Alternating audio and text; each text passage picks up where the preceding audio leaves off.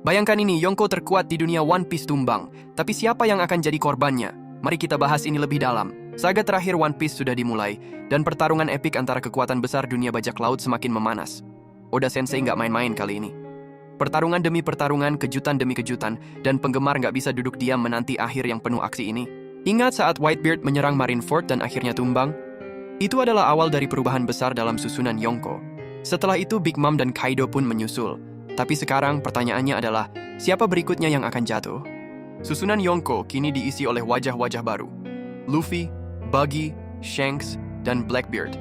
Tapi jangan tertipu, meskipun mereka tampak kuat, di saga terakhir ini dengan segala kekuatan besar yang bertarung, beberapa Yonko pasti akan jatuh. Luffy tentu saja sebagai protagonis utama, hampir pasti aman. Dia harus menemukan One Piece dan menjadi Raja Bajak Laut. Namun bagaimana dengan yang lainnya? Buggy, meski lucu dan kerap diandalkan untuk humor, kemungkinan besar nggak akan mati karena perannya lebih untuk hiburan. Shanks dan Blackbeard adalah cerita yang berbeda. Shanks meskipun kuat, ia berada dalam bahaya besar terutama dengan musuh-musuh kuat seperti Blackbeard atau bahkan Emu. Dan kemudian ada Blackbeard, antagonis utama yang selalu punya rencana licik, pasti punya banyak musuh yang ingin melihat dia jatuh.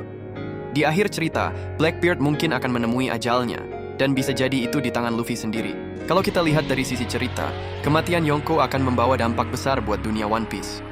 Dan nggak cuma itu, saat Luffy jadi Raja Bajak Laut, konsep Yonko mungkin nggak akan ada lagi. Seluruh ide Yonko ada karena nggak ada Raja Bajak Laut.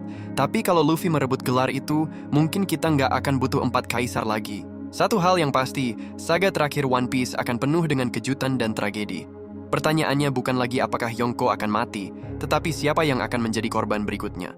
Jadi, bagaimana menurut kalian? Apakah Shanks atau Blackbeard yang akan jatuh duluan? Tulis prediksi kalian di kolom komentar. Dan jangan lupa like, share, dan subscribe untuk lebih banyak teori seru lainnya.